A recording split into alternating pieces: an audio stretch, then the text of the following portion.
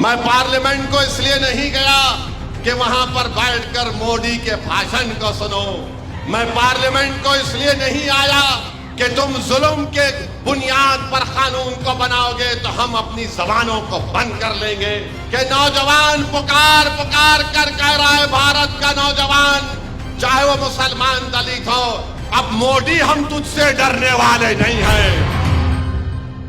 मोदी भारत के 19 करोड़ मुसलमानों को सजा दे रहे हैं इसलिए कि 2024 में हमने मोदी के 370 के ख्वाब को चुकनाचूर कर दिया, उसको मिलिया मटिया मलिक मला दिया।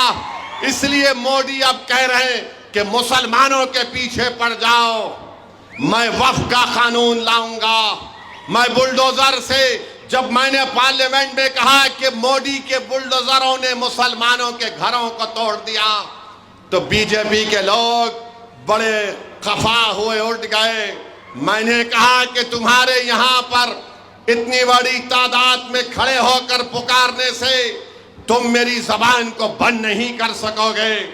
तुम यहां पर 240 हो, मगर याद रखो मैं 19 करोड़ आवाम का एक गुलाम बनकर, उनकी जबान बनकर तुम्हारे सामने उनके इंसाफ की बात करने आया हूं। मैं पार्लियामेंट को इसलिए नहीं गया कि वहां पर बैठकर मोदी के भाषण को सुनो।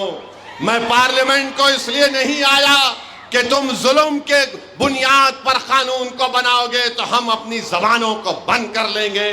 तुम इस्लाम और भारत के संविधान के खिलाफ कुछ कहोगे तो असदुद्दीन अवैसी तुम्हारे सामने खड़ा होकर इंसाफ की बात करता आया है और करता रहेगा।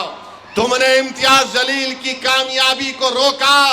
मैं अकेला जरूर हूं, मगर मैं अकेला इंफरादी तौर पर जरूर हूं, मगर मेरे साथ हजारों करोड़ों नौजवानों की, बुजुर्गों की दुआएं मेरे साथ हैं।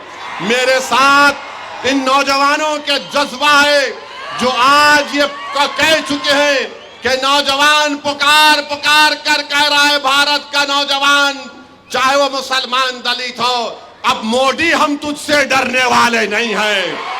अब मोदी हम तुझसे डरने वाले नहीं हैं। हम कभी भी तुझसे नहीं डरे। अरे हम वो हैं मोदी जो सिर्फ अल्लाह से डरते और किसी के माइका लाल से नहीं डरने वाले हम हैं।